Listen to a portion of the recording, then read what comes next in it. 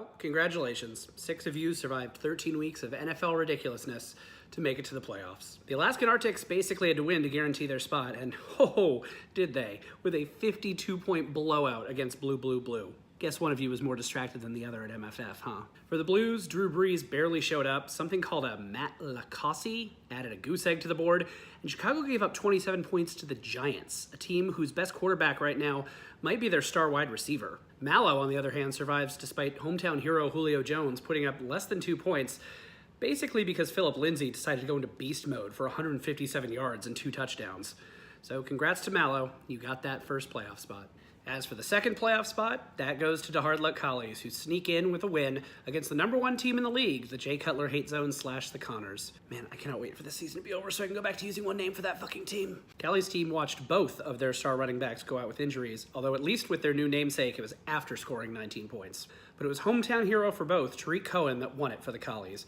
156 receiving yards. Diz's flex running back had more receiving yards than his 2 wide receivers combined. Chicago is a ridiculous place, and that's after the 10,000 furries have mostly left.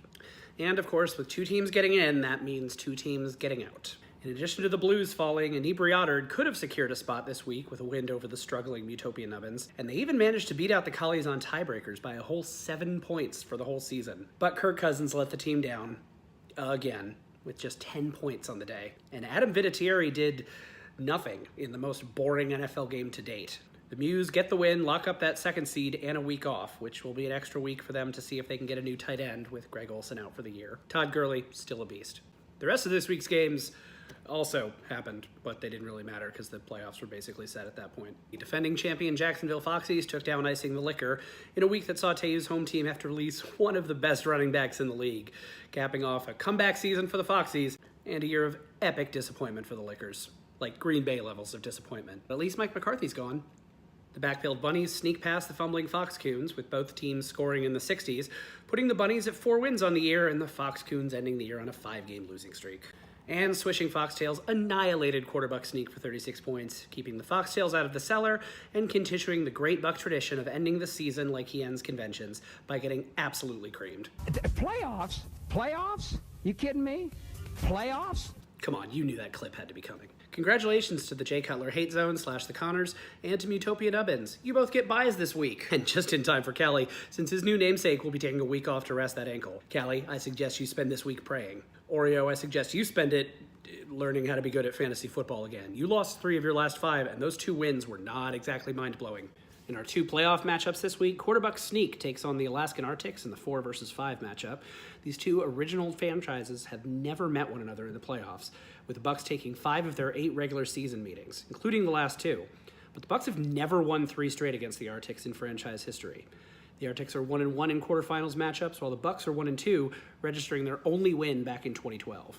The Arctics have the early advantage in projections and a lot of boom players in Philip Lindsay, Delvin Cook, and Chris Carson leading the charge.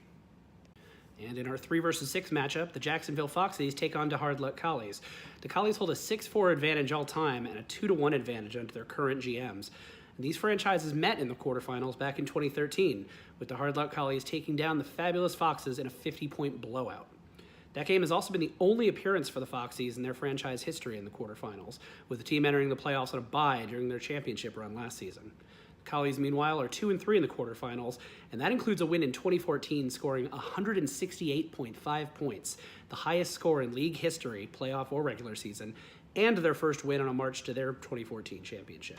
The Foxies currently hold a 51% chance, according to Yahoo's predictions, and both teams are fully healthy and starting 0 Monday night players, so we should have this one wrapped up by Sunday.